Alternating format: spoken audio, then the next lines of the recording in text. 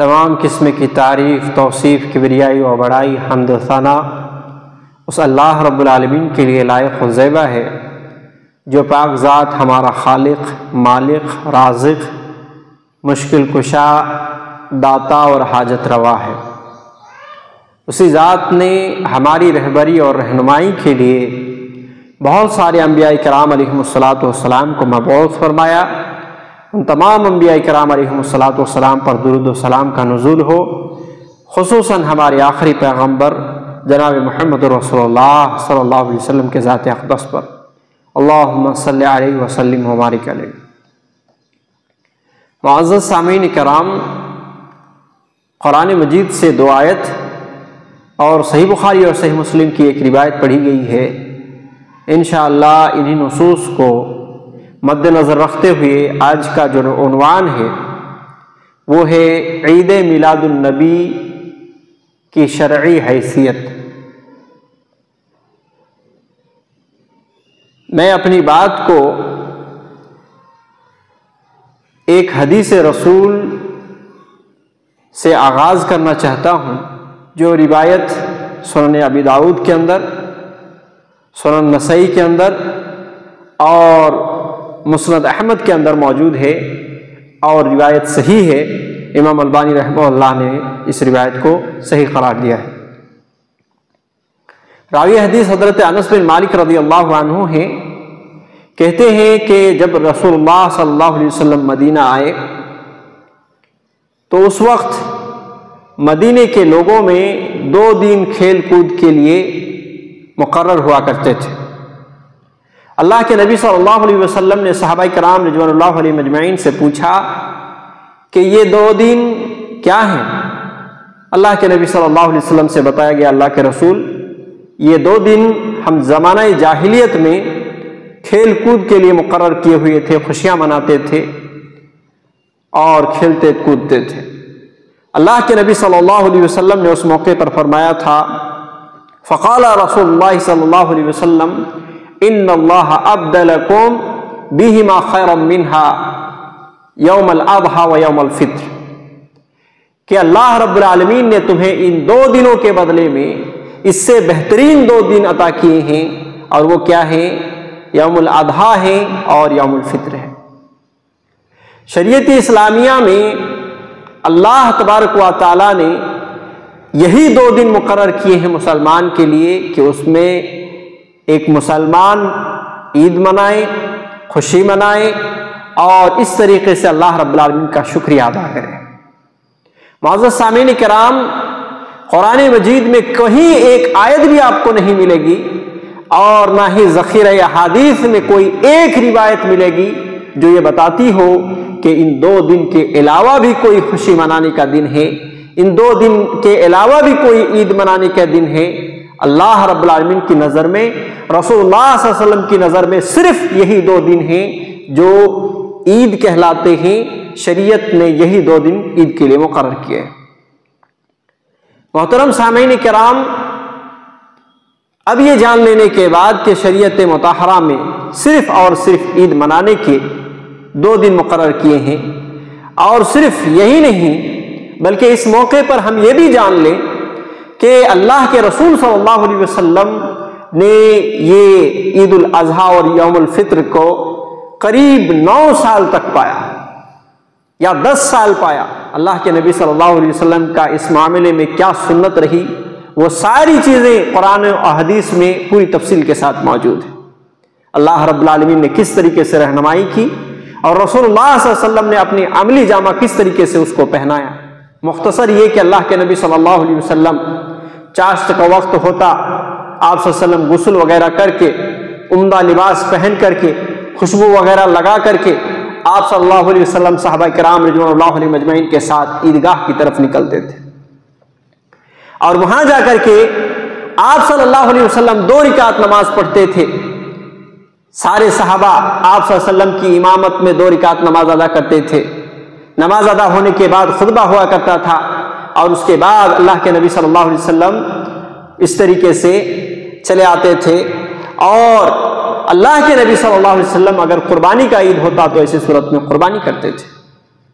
معزز سامعین کرام، یہ مختصر ہے کہ جس میں اللہ رب العالمین کا شکریہ ادا کرنے کے لیے اور اللہ رب العالمین کے دیے ہوئے ان 2 دن میں خصوصی طور پر خوشیاں منانے کے لیے اللہ رب العالمین نے دیا ہے، اور آپ صلی اللہ علیہ وسلم کی ساری سنتیں قرآن و سنت کے اندر موجود ہیں۔ کس طریقے سے ہم اس میں خوشی منائیں، خوشیوں کا اظہار کریں، خود کھائیں، دوسروں کو کھلائیں۔ الغرض یہ کہ شریعت اسلامیہ کے اندر صرف اور صرف 2 ہی دن ہیں، اس کے علاوہ کوئی تیسرا دن نہیں ہے جس کو ہم عید کہہ سکیں اور جس کو ہم عید کی طرح سے خوشیاں منا سکیں۔ معزز سامعین، نبی کریم صلی اللہ علیہ وسلم کے دور میں صحابہ کرام رضوان اللہ علیہم اجمعین کو ان 2 دن ملے، انہوں نے خوشیاں منائی، اللہ کا شکریہ ادا کیے۔ ایک کھیل کا بھی ذکر آتا ہے کہ اللہ کے نبی صلی اللہ علیہ وسلم اپنے گھر ہی سے کچھ بچوں کے کھیل دیکھ رہے ہیں، مسجد کی صحن میں وہ کھیل ہو رہی ہے، آپ صلی اللہ علیہ وسلم کھڑے ہیں، حضرت عائشہ رضی اللہ عنہا آپ صلی اللہ علیہ وسلم کے پیچھے سے وہ کھیل دیکھ رہی ہیں، اور آپ کا چہرہ اللہ کے نبی صلی اللہ علیہ وسلم کے کندھے پر رکھ کر کے اس طریقے سے کھیل دیکھ رہی تھی۔ اللہ کے نبی صلی اللہ علیہ وسلم اس وقت تک پیچھے نہیں ہٹے، ادھر ادھر حرکت نہیں کیے جب تک کہ عائشہ رضی اللہ عنہا نے اطمینان سے وہ کھیل دیکھ لیا اور خود ہی سے وہ چلی گئی۔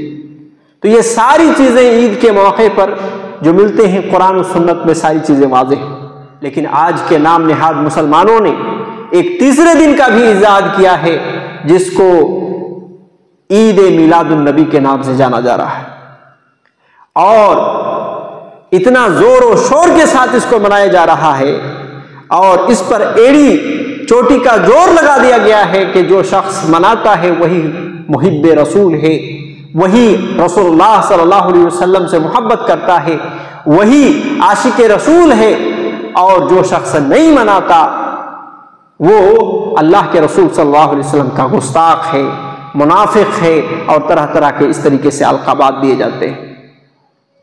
معزز سامعین کرام، اس بات میں کتنی سچائی ہے اور اس کی حقیقت کیا ہے، آئیے ہم دیکھتے ہیں قرآن و سنت کی روشنی میں کہ یہ جو کہا جاتا ہے کہ جو شخص مناتا ہے وہی محب رسول ہے، اور جو شخص نہیں مناتا وہ رسول اللہ صلی اللہ علیہ وسلم کا گستاخ ہے اور وہ منافق ہے، اس طرح کی جو بات کہی جاتی ہے۔ معزز سامعین، رب کائنات کی قسم، اگر یہ حب رسول کی علامت ہوتی تو اسی صورت میں سب سے پہلے صحابہ کرام رضوان اللہ علیہم اجمعین اس عید کو مناتے ہوئے نظر آتے ہیں، اس کا جشن مناتے ہوئے نظر آتے ہیں، کیونکہ صحابہ کرام رضوان اللہ علیہم اجمعین وہ تھے کہ انہوں نے تن من دھن سے نبی کریم صلی اللہ علیہ وسلم کو پوری زندگی بھر جو ہے ایثار و ہمدردی اور قربانیاں پیش کرتے رہے۔ جب جیسی قربانیوں کی ضرورت پڑی ان صحابہ کرام رضوان اللہ علیہم اجمعین نے ایک لمحہ کے لیے بھی نہیں سوچا، بلکہ ہمیشہ وہ صف اول میں نظر رہے۔ جب مال کی قربانیوں کی ضرورت پڑی صحابہ کرام نے مال کو نچھاور کر دیا، جب اولاد کی قربانی کرنے کی ضرورت پڑی تو انہوں نے اپنے اولاد کو بھی اس راستے میں کٹا دیا، اگر خود کی جان کی بھی قربانی دینی پڑی تو ایسی صورت میں انہوں نے ایک لمحہ کے لیے بھی نہیں سوچا، اور خوشی خوشی اللہ کے نبی صلی اللہ علیہ وسلم کی محبت و الفت اور اس دین کی خاطر انہوں نے جان کو بھی لٹا دیا۔ اگر یہ محبت رسول کی علامت ہوتی تو یقیناً صف اول میں وہ نظر آتے، وہ بھی اس تیسرے دن کی عید کو مناتے ہوئے نظر آتے، اس کا جشن مناتے ہوئے نظر آتے۔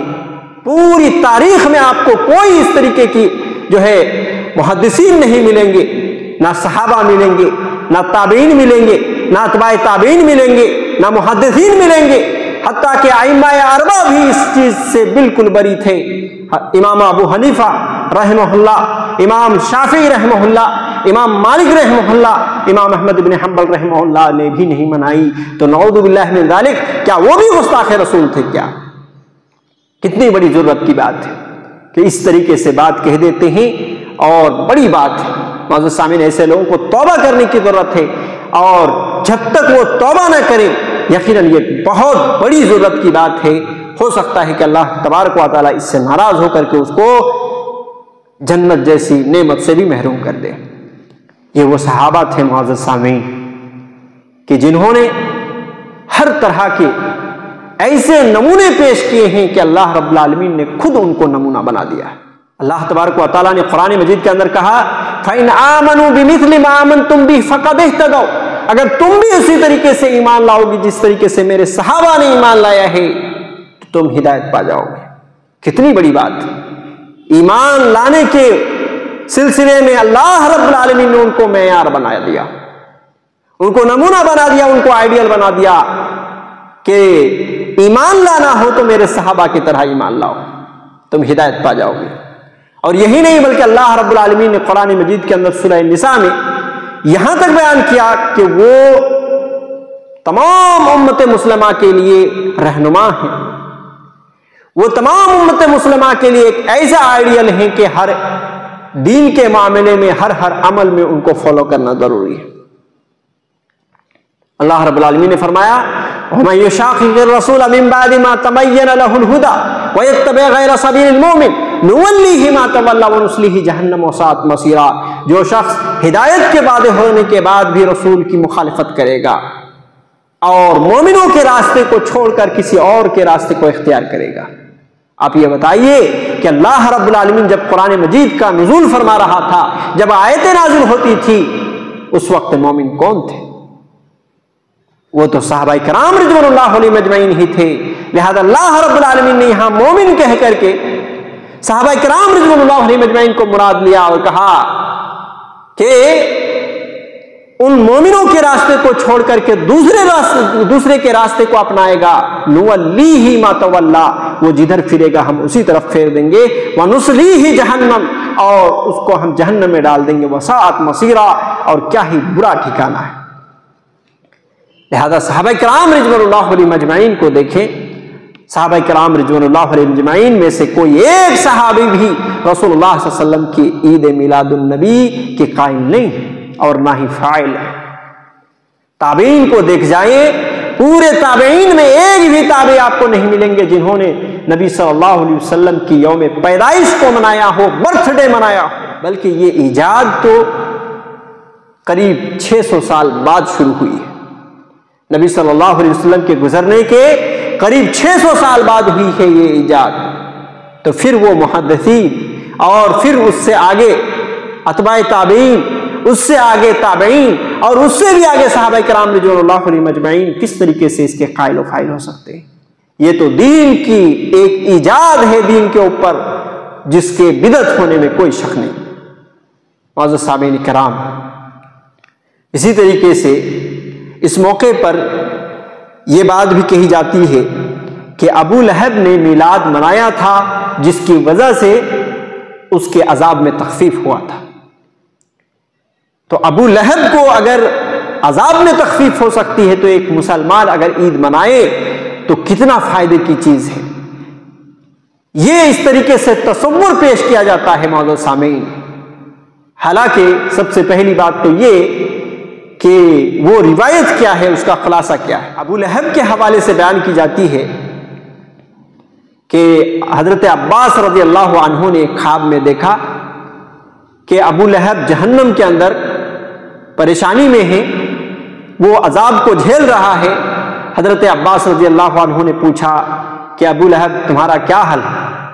تو ابو لہب نے بتایا کہ میں تو جہنم کا عذاب چکھ رہا ہوں، مگر یہ ہے کہ پیر کے دن میرے عذاب میں تخفیف کر دی جاتی ہے، اور وہ انگلی دکھاتا ہے، شہادت کی انگلی، جہنم کی عذاب اس کے اوپر نہیں ہوتی ہے۔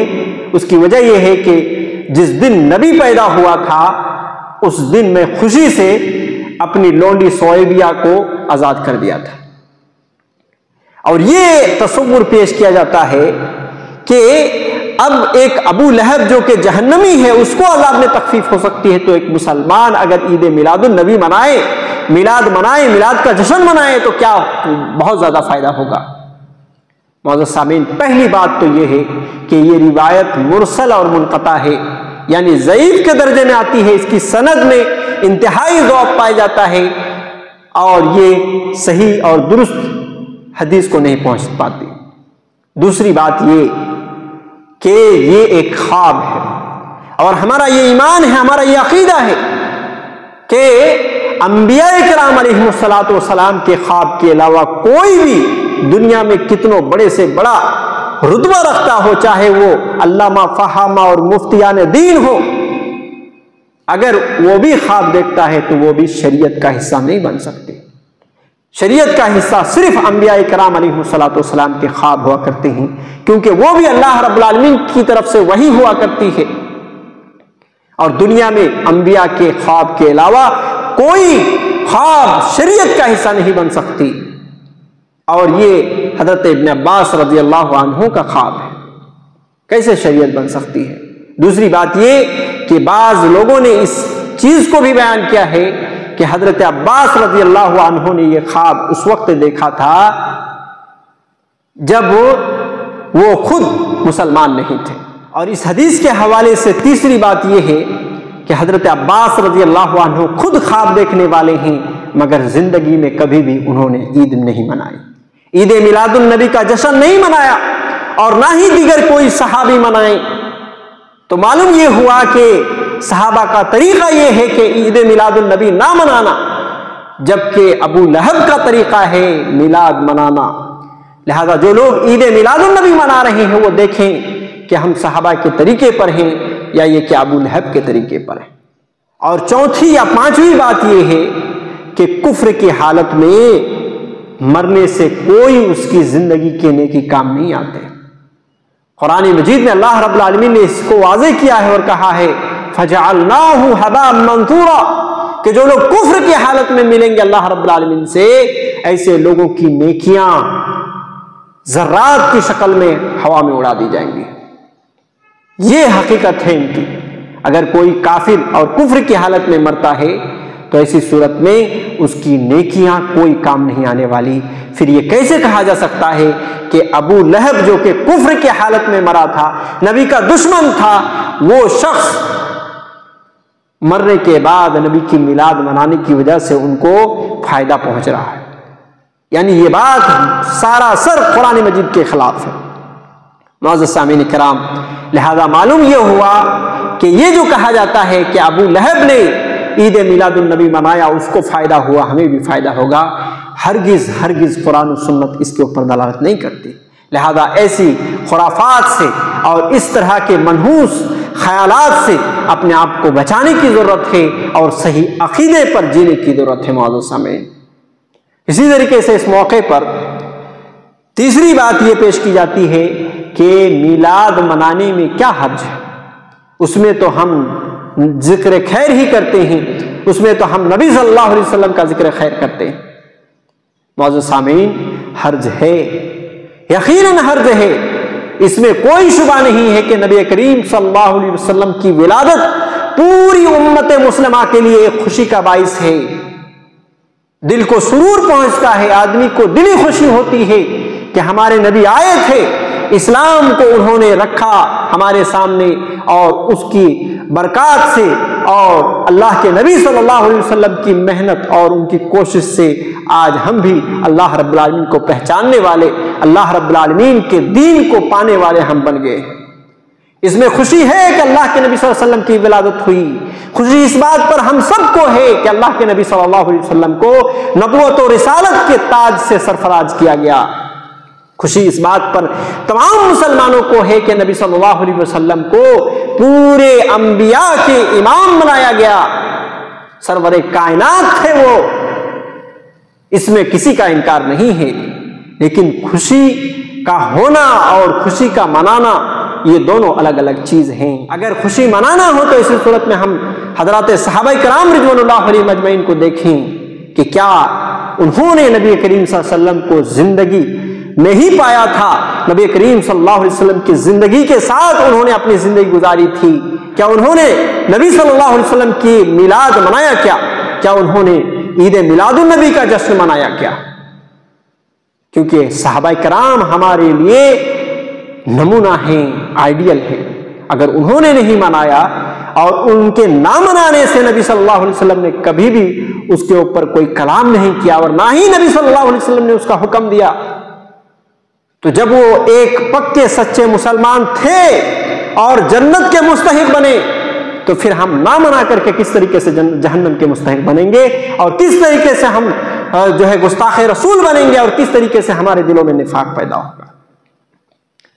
معزز سامعین کرام، حرج تو ہے، میلاد منانے میں حرج اس لیے ہے کیونکہ شریعت نے صرف 2 دن مقرر کیے تھے عید کے لیے، یوم الاضحیٰ اور یوم الفطر، اور ہم نے اس دین کے اوپر ایک تیسرا دن بھی لے کر کے آیا عید کے نام پر، عید میلاد النبی، گویا کہ ہم نے دین کے اوپر ایک چیز کا اضافہ کر دیا اور اسی چیز کو بدعت کہا جاتا ہے۔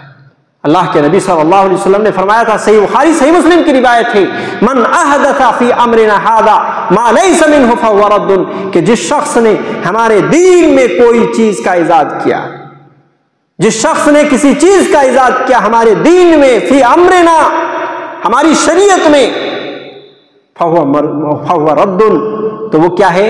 وہ مردود ہے، ناقابل قبول ہے۔ اللہ کے نبی صلی اللہ علیہ وسلم نے خود اس حوالے سے رہنمائی کی ہے کہ ہم دین میں کوئی چیز اضافہ نہیں کر سکتے۔ معزز سامعین، وگرنہ ان 3 صحابہ کرام رضوان اللہ علیہم اجمعین کے بارے میں کیا خیال ہے؟ یہ حدیث میں بارہا پیش کر چکا ہوں، صحیح بخاری کے اندر موجود ہے کہ 3 صحابی رسول آتے ہیں اللہ کے نبی صلی اللہ علیہ وسلم کے گھر میں، اور حضرت عائشہ رضی اللہ عنہا گھر میں موجود ہوتی ہیں۔ حضرت عائشہ رضی اللہ عنہا سے نبی کریم صلی اللہ علیہ وسلم کی زندگی کے معاملات کو پوچھتے ہیں۔ حضرت عائشہ رضی اللہ عنہا بتاتی ہیں، اور نبی کریم صلی اللہ علیہ وسلم کی زندگی کے معاملات کو انہوں نے کم سمجھا اور یہ سوچا کہ نبی تو ان کے تو اگلے پچھلے تمام گناہ معاف ہو چکے ہیں، ہمیں ان سے زیادہ کرنا چاہیے۔ ان میں سے ایک شخص نے کہا کہ میں رات بھر ہر دن اللہ رب العالمین کی عبادت کروں گا، سوؤں گا نہیں۔ دوسرے نے یہ قصد کیا اور ارادہ کیا کہ میں ہر دن روزہ رکھوں گا، کبھی بھی ناغہ نہیں کروں گا، کبھی بھی روزے سے خالی نہیں رہوں گا۔ تیسرے نے یہ ارادہ کیا کہ میں شادی ہی نہیں کروں گا۔ اللہ کے نبی صلی اللہ علیہ وسلم گھر پہنچے، اور جب معلوم ہوا کہ 3 صحابہ نے اس طریقے سے انہوں نے قصد کیا، اللہ کے نبی صلی اللہ علیہ وسلم نے کہا، اما واللہ انی اخشاکم للہ واتقاکم لہ، خبردار سنو، میں تم میں سب سے زیادہ اللہ رب العالمین کا تقوی اختیار کرتا ہوں، اور سب سے زیادہ تم میں اللہ رب العالمین سے ڈرتا ہوں، مگر میری حالت کیا ہے، میرا موقف کیا ہے، میری سنت کیا ہے کہ میں رات میں عبادت بھی کرتا ہوں اور رات میں سوتا بھی ہوں، دن میں روزہ رکھتا بھی ہوں اور چھوڑتا بھی ہوں، اور میں شادی بھی کرتا ہوں۔ فمن رغب عن سنتی فلیس منی، کہ جو شخص میری سنت سے اعراض کرے گا، میری سنت سے منہ موڑے گا، وہ مجھ سے نہیں۔ معزز سامعین، ان صحابہ کرام رضوان اللہ علیہم اجمعین نے کوئی برے اعمال کرنے کا عزم اور ارادہ کیا تھا کیا؟ وہ تو نیک چیزوں کا ارادہ کیا تھا، اس کے باوجود اللہ کے نبی صلی اللہ علیہ وسلم نے نکار دیا، اس کو رد کر دیا۔ وجہ یہ تھی کہ اللہ کے نبی صلی اللہ علیہ وسلم کے سنت کے طریقے کے مطابق نہیں تھا، آپ صلی اللہ علیہ وسلم کے طریقے کے مطابق ہونا ضروری ہے۔ یہ عید میلاد النبی کا جشن منانا اور یہ کہنا کہ اس میں برائی کیا ہے، یہ تو ذکر خیر ہی ہے، لہذا اس حدیث میں ہم یہ سمجھ سکتے ہیں کہ حرج تو ہے، چاہے وہ ذکر خیر ہی کے نام سے ہو رہا ہے۔ اسی طریقے سے ایک چیز یہ بھی کہی جاتی ہے، بلکہ ہر جگہ اور ہر موڑ اور ہر چوراہے پر عید میلاد النبی کے جشن منانے والوں کی زبان میں یہ عام ہوتی ہے کہ سوائے ابلیس کے سبھی جہاں میں خوشیاں منا رہے ہیں، نعوذ باللہ من ذالک، سوائے ابلیس کے سبھی جہاں میں خوشیاں منا رہے ہیں۔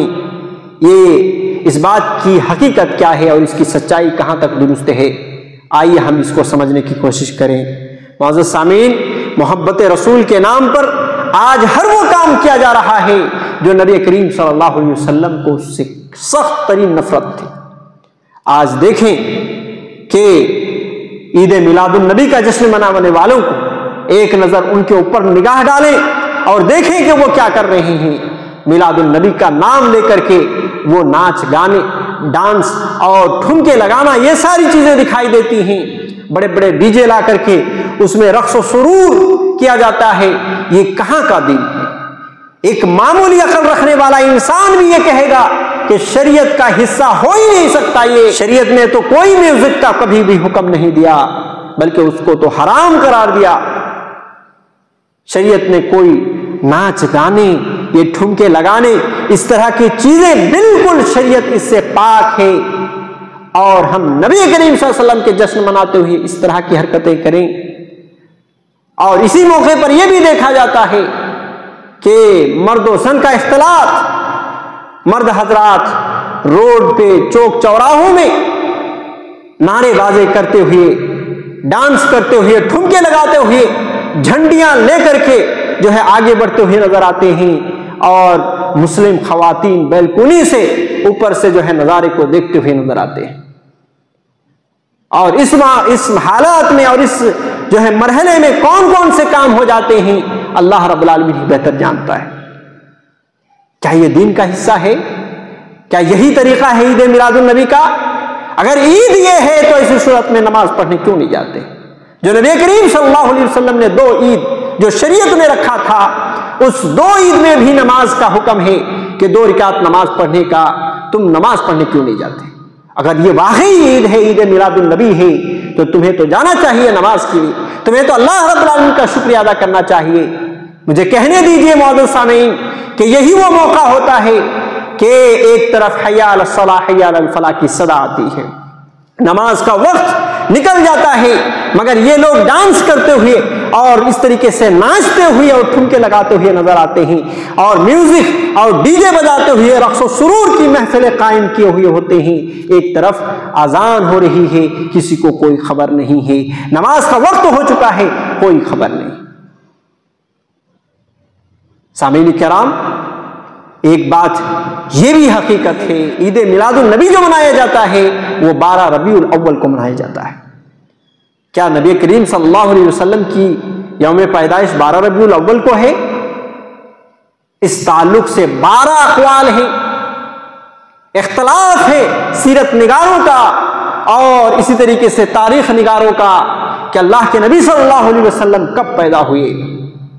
کسی نے کہا کہ 1 ربیع الاول کو اللہ کے نبی صلی اللہ علیہ وسلم پیدا ہوئے، کسی نے کہا کہ 2 ربیع الاول کو اللہ کے نبی صلی اللہ علیہ وسلم پیدا ہوئے، کسی نے کہا کہ 8 ربیع الاول کو اللہ کے نبی صلی اللہ علیہ وسلم پیدا ہوئے، کسی نے کہا کہ 9 ربیع الاول کو اللہ کے نبی صلی اللہ علیہ وسلم پیدا ہوئے، کسی نے کہا 10 ربیع الاول کو اللہ کے نبی صلی اللہ علیہ وسلم پیدا ہوئے، اور کسی نے کہا کہ 11 ربیع الاول کو اللہ کے نبی صلی اللہ علیہ وسلم پیدا ہوئے، کسی نے کہا کہ 12 ربیع الاول کو اللہ کے نبی صلی اللہ علیہ وسلم پیدا ہوئے، کسی نے 17 لکھا، کسی نے 18 لکھا، کسی نے 22 لکھا، کسی نے جو ہے 10 محرم کو بتایا اور کسی نے رمضان کے مہینے کو بتایا۔ اس معاملے میں 12 اقوال ہیں اور اختلاف ہے، اس بات پر خاصا اختلاف ہے۔ اور 2 بڑے دگگج عالم علامہ شبلی رحمہ اللہ اور علامہ سلیمان منصور پوری رحمہ اللہ نے یہ لکھا ہے اپنی ریسرچ کرتے ہوئے، اپنی ریسرچ کے بعد اور اپنی تحقیق کے دور سے گزرنے کے بعد انہوں نے یہ لکھا ہے کہ نبی کریم صلی اللہ علیہ وسلم کی یوم ولادت، یوم پیدائش 9 ربیع الاول کو ہے، اور اسی کو بر صغیر کے اکثر علماء نے اختیار کیا ہے، حتیٰ کہ مولانا صفی الرحمن مبارک پوری رحمہ اللہ، جنہوں نے سیرت کی کتاب لکھ کر کے پوری دنیا بھر میں اول پوزیشن حاصل کی تھی، الرحیق المختوم اس کتاب کا نام ہے، اس میں بھی آپ کو یہی بات ملے گی کہ اللہ کے نبی صلی اللہ علیہ وسلم کی یوم ولادت 9 ربیع الاول کو ہے۔ لہذا آپ بتاؤ تو صحیح کہ کب مناؤ گے؟ ربیع الاول کا 12 ہم نے طے کر دیا ہے، اس سے پہلے کچھ زمانہ پہلے، کچھ وقت پہلے اس کو 12 وفات کے نام سے جانا جاتا تھا، اور حقیقت بھی یہی ہے کہ اللہ کے نبی صلی اللہ علیہ وسلم کی وفات 12 میں ہوئی ہے، اس میں کسی کا اختلاف نہیں ہے۔ اللہ کے نبی صلی اللہ علیہ وسلم کی پیدائش 12 کو ہوئی، اس میں اختلاف، خاصا اختلاف ہے، اور صحیح ترین قول 9 ربیع الاول کو ہے، مگر یہ ہے کہ آپ صلی اللہ علیہ وسلم کی وفات میں کسی بھی طریقہ کا اختلاف نہیں ہے۔ آپ صلی اللہ علیہ وسلم کی وفات، اللہ کے نبی صلی اللہ علیہ وسلم کی وفات میں کسی کا اختلاف نہیں ہے، اور وہ ہے 12 ربیع الاول۔ تو آپ یہ بتاؤ تو صحیح، یہ جو ٹھمکے لگا رہے ہو کس خوشی میں؟ یہ جو ڈانس اور رقص و سرور کی محفلیں سجا رہے ہو کس خوشی میں؟ اللہ کے نبی کی ولادت میں یا اللہ کے نبی صلی اللہ علیہ وسلم کی وفات میں؟ یہی 12 ربیع الاول کا دن ہے کہ آپ صلی اللہ علیہ وسلم، فجر کا وقت ہے، آپ صلی اللہ علیہ وسلم حضرت عائشہ رضی اللہ عنہا کا حجرہ اٹھا کر کے دیکھتے ہیں کہ صحابہ کرام رضوان اللہ علیہ مجمعین فجر کی نماز پڑھتے ہوئے نظر آ رہے ہیں۔ صحابہ کرام رضوان اللہ علیہ مجمعین کی نگاہ بھی اللہ کے نبی صلی اللہ علیہ وسلم کی طرف پڑی کہ آپ صلی اللہ علیہ وسلم دیکھ رہے ہیں اور آپ صلی اللہ علیہ وسلم مسکرا رہے ہیں۔ صحابہ کرام رضوان اللہ علیہ مجمعین کے اندر ایک طریقے سے خلبلی مچ جاتی ہے، حضرت ابوبکر صدیق رضی اللہ عنہ جو امام تھے اور نماز پڑھاتے رہے تھے صحابہ کرام رضوان اللہ علیہم اجمعین کو، وہ پیچھے کی طرف آنے لگتے ہیں۔ اللہ کے نبی صلی اللہ علیہ وسلم ہاتھ کے اشارے سے کہتے ہیں نہیں، تم نماز پڑھاتے رہو، تم نماز کو کنٹینیو کرو۔ اور حضرت انس بن مالک رضی اللہ عنہ بیان کرتے ہیں کہ قریب تھا کہ صحابہ کرام رضوان اللہ علیہم اجمعین کے درمیان فتنہ برپا ہو جاتا، یعنی وہ نماز کو چھوڑ کر کے اللہ کے نبی صلی اللہ علیہ وسلم کی تیمے داری میں چلے جاتے تھے۔ پھر اللہ کے نبی صلی اللہ علیہ وسلم حضرت عائشہ رضی اللہ عنہا کے حجرے کا پردہ بند کر دیتے ہیں اور اللہ کے نبی صلی اللہ علیہ وسلم گھر میں ہوتے ہیں۔ چاشت کا وقت شروع ہوتا ہے، اللہ کے نبی صلی اللہ علیہ وسلم حضرت فاطمہ رضی اللہ عنہا کو بلاتے ہیں اور آپ کے کان میں سرگوشی کرتے ہیں۔ حضرت فاطمہ رضی اللہ عنہا رونے لگتی ہیں۔ اللہ کے نبی صلی اللہ علیہ وسلم نے اس موقع پر کہا تھا، بیٹی اسی مرض میں تمہارے باپ کا انتقال ہونے والا ہے۔ حضرت فاطمہ رضی اللہ عنہا زار و قطار رونے لگی۔ اللہ کے نبی صلی اللہ علیہ وسلم نے پھر کچھ دیر کے بعد کان میں سرگوشی کی، حضرت فاطمہ رضی اللہ عنہا ہنسنے لگی۔ اس میں اللہ کے نبی صلی اللہ علیہ وسلم نے کہا تھا، بیٹی میرے بعد سب سے پہلے میرے اہل بیت میں تم ہی جا کے ملنے والی ہو۔ اور ایک روایت کے اندر آیا ہے کہ حضرت فاطمہ رضی اللہ عنہا کو اللہ کے نبی صلی اللہ علیہ وسلم نے کہا کہ بیٹی کیا تمہیں یہ پسند نہیں ہے کہ تم پوری دنیا کے مسلمانوں کی جو خواتین ہیں جنت پہ تم ان کا سردار بنو۔ حضرت فاطمہ رضی اللہ عنہا ہنسنے لگی۔ اللہ کے نبی صلی اللہ علیہ وسلم کا بڑا نازک لمحہ تھا۔ اللہ کے نبی صلی اللہ علیہ وسلم حضرت حسن حسین رضی اللہ عنہما کو بلاتے ہیں، ان کو بھی وصیت کرتے ہیں، محبت کرتے ہیں۔ پھر ازواج مطہرات کو بلاتے ہیں، اللہ کے نبی صلی اللہ علیہ وسلم ان کو بھی وصیت کرتے ہیں۔ حالت تھی اللہ کے نبی صلی اللہ علیہ وسلم کی، اللہ کے نبی صلی اللہ علیہ وسلم کی حالت یہ تھی کہ آپ صلی اللہ علیہ وسلم حضرت عائشہ رضی اللہ عنہا کے گود میں، حضرت عائشہ رضی اللہ عنہا کے اوپر ٹیک لگائے ہوئے بیٹھے ہیں اور آپ صلی اللہ علیہ وسلم کے سامنے ایک کٹورا رکھا ہوا ہے، کٹورے میں پانی ہے۔ اللہ کے نبی صلی اللہ علیہ وسلم بار بار اپنے دونوں ہاتھوں کو کٹورے میں رکھتے ہیں اور اس طریقے سے پانی کو لیتے ہیں اور اپنے بار بار اپنے چہرے کو پوچھتے ہیں اور آپ صلی اللہ علیہ وسلم کہہ رہے ہوتے ہیں، ان للموت سکرات لا الہ الا اللہ، ان للموت سکرات لا الہ الا اللہ، ان للموت سکرات لا الہ الا اللہ، ان للموت سکرات۔ اللہ رب العالمین کے علاوہ کوئی معبود برحق نہیں، یقیناً موت کے لیے سختیاں ہیں، یقیناً موت کے لیے سختیاں ہیں، یقیناً موت کے لیے سختیاں ہیں۔ کتنا اللہ کے نبی صلی اللہ علیہ وسلم کو پریشانی ہوئی ہوگی اس موقع پر کہ ایک طرف لا الہ الا اللہ کی گواہی دے رہے ہیں، دوسری طرف یہ بتا رہے ہیں ان للموت سکرات، اور ساتھ ہی ساتھ یہ بھی دعا کر رہے ہیں اللہم اعنی علی سکرات الموت، اے اللہ میں تیری حفاظت چاہتا ہوں موت کی سختیوں سے۔ اللہ اکبر، کیا تکلیف تھی! یہی وہ وقت تھا، یہی وہ لمحہ تھا کہ اللہ کے نبی صلی اللہ علیہ وسلم حضرت عائشہ رضی اللہ عنہا سے کہہ رہے ہیں کہ عائشہ مجھے ایسا لگ رہا ہے کہ وہ خیبر میں جو میں نے زہر آلود گوشت کھایا تھا اس کا اثر ابھی میں پا رہا ہوں، لگ رہا ہے کہ شہرگ کو وہ کاٹ رہی ہیں۔ اللہ کیا تکلیف تھی اللہ کے نبی صلی اللہ علیہ وسلم کو، کیسی بے چینی تھی اللہ کے نبی صلی اللہ علیہ وسلم کو۔ یہی 12 ربیع الاول کا دن تھا اور اللہ کے نبی صلی اللہ علیہ وسلم نے اسی موقع پر صحابہ کرام رضوان اللہ علیہم اجمعین کو جو سب سے آخری وصیت کرتے ہیں اپنی امت کو، وہ کیا ہے؟ الصلاۃ وما ملکت ایمانکم، نماز کی حفاظت کرنا، نماز کی حفاظت کرنا اور اپنے تہ دست غلاموں اور لونڈیوں کا خیال رکھنا، ان کی جو اوپر سختی نہ کرنا، ان کو جو ہے ان کے ساتھ اچھا سلوک کرنا، یہ اللہ کے نبی صلی اللہ علیہ وسلم وصیت کرتے ہیں۔ ادھر عید میلاد النبی منانے والے ٹھمکے لگا رہے ہوتے ہیں، رقص و سرور کی محفلوں میں ناچتے اور گاتے ہوئے نظر آتے ہیں۔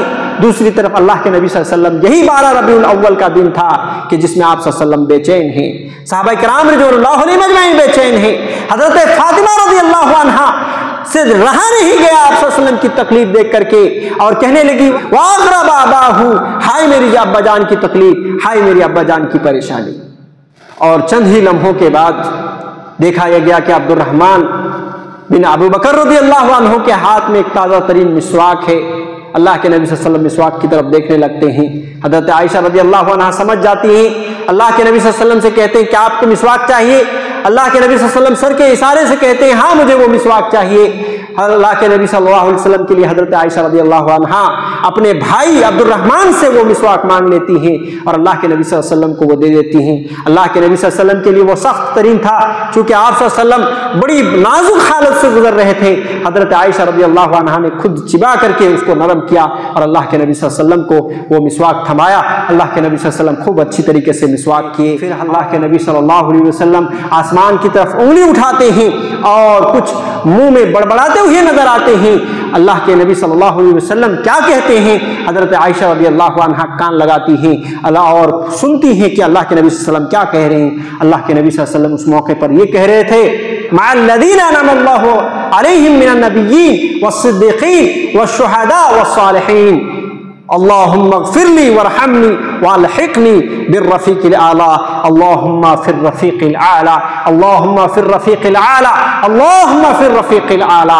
और ये कह करके आप सल्लल्लाहु अलैहि वसल्लम के जो हाथ उठाए हुए थे, उंगुश्त मुबारक अल्लाह रब्बुल आलमीन की तरफ था, अल्लाह के नबी सल्लल्लाहु अलैहि वसल्लम का हाथ नीचे की तरफ गिर जाता है और आप सल्लल्लाहु अलैहि वसल्लम इस तरीके से इंतकाल फरमा जाते हैं। इन्ना लिल्लाहि व इन्ना इलैहि राजिऊन। ये 12 रबीउल अव्वल का मौका था मेरे भाइयों कि नबी करीम सल्लल्लाहु अलैहि वसल्लम की वफात होती है। आप सल्लल्लाहु अलैहि वसल्लम की वफात जैसे ही होती है, तमाम सहाबाए किराम रिज़वानुल्लाह अलैहिम अजमाइन पर गमो अंदोह का पहाड़ टूट पड़ता है। सारे सहाबा गमगीन नजर आते हैं, रोते बिलखते हुए नजर आते हैं। फातिमा रज़ी अल्लाह अन्हा एक तरफ रो रही हैं, दूसरी तरफ हजरत हसन और हुसैन रज़ी अल्लाह अन्हु रो रहे हैं। तमाम मुसलमानों पर सबसे बड़ी मुसीबत उस वक्त नजर आ जाती है कि हजरत अनस बिन मालिक रज़ी अल्लाह अन्हु रावी हदीस से कहते हैं कि जिस दिन अल्लाह के नबी सल्लल्लाहु अलैहि वसल्लम मदीना तशरीफ लाए थे, उस दिन से ज्यादा ताबनाक और खुश मंजर कोई दिन न था।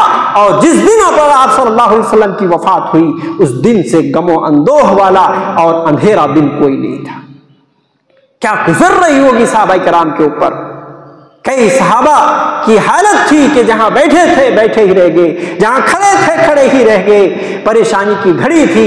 हजरत उमर फारूक रज़ी अल्लाह अन्हु को तो इस कदर सदमा पहुंचा कि वो अपना होश को भी खोते रहे और कहने लगे कि कुछ मुनाफिक ये समझते हैं कि नबी सल्लल्लाहु अलैहि वसल्लम की वफात हो गई है। सुन ले, जो ये कहे तो मेरी तलवार उसकी गर्दन में उड़ने वाली है।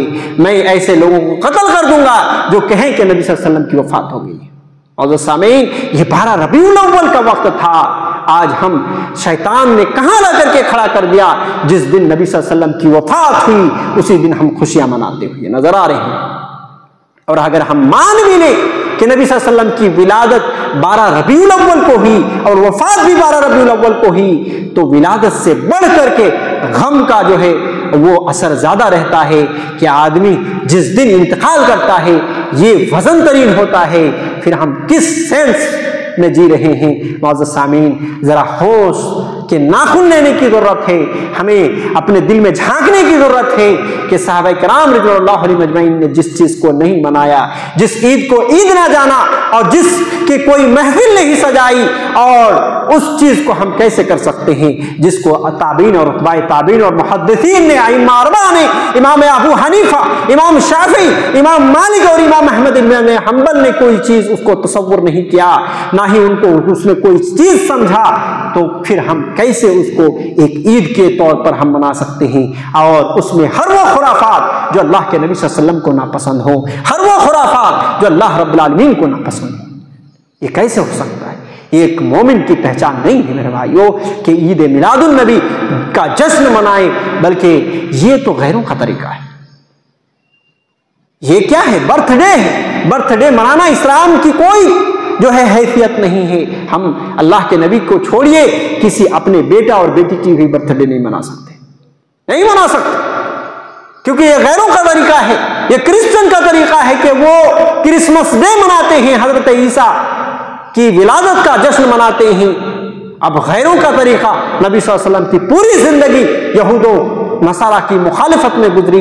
अगर हम उसी से दोस्ती कर लें, उन्हीं के जो है आमाल के हिसाब से चलें, तो नबी करीम सल्लल्लाहु अलैहि वसल्लम की ये हदीस भी सुनते हुए जाएं। अल्लाह के नबी सल्लल्लाहु अलैहि वसल्लम ने फरमाया था कि मन तशब्बह बिकौमिन फहुव मिनहुम। सुनन वगैरह की रिवायत है। अल्लाह के नबी सल्लल्लाहु अलैहि वसल्लम ने कहा था कि जो शख्स کسی قوم سے مشابہت اختیار کرے گا، ان کے اعمال، ان کے حرکات، ان کے نقل کرے گا، تو ایسی صورت میں وہ انہی میں سے ہوگا۔ قیامت کے دن ان کا حشر انہی لوگوں کے ساتھ ہوگا۔ کتنی بڑی بات ہے۔ اللہ رب العالمین سے دعا ہے کہ اللہ رب العالمین ہمیں قرآن و سنت کو صحیح طریقے سے سمجھنے کی توفیق دے، صحابہ کرام رضوان اللہ علیہم اجمعین کے طریقے پر چلنے کی توفیق دے، اور اس طریقے سے تمام جو ہے اس مہینے کے بدعت و خرافات جو کیے جاتے ہیں عام طور پر مسلمان جو کرتے ہیں، ان تمام مسلمانوں کو اللہ رب العالمین صحیح سمجھ کی توفیق دے دے، اور ہم سب کو اس طرح کے بدعت و خرافات سے محفوظ رکھے۔ آمین۔ صلی اللہ علیہ وسلم محمد وعلی آلہ وصحبہ اجمعین ومن تبعهم بإحسان إلى يوم الدین۔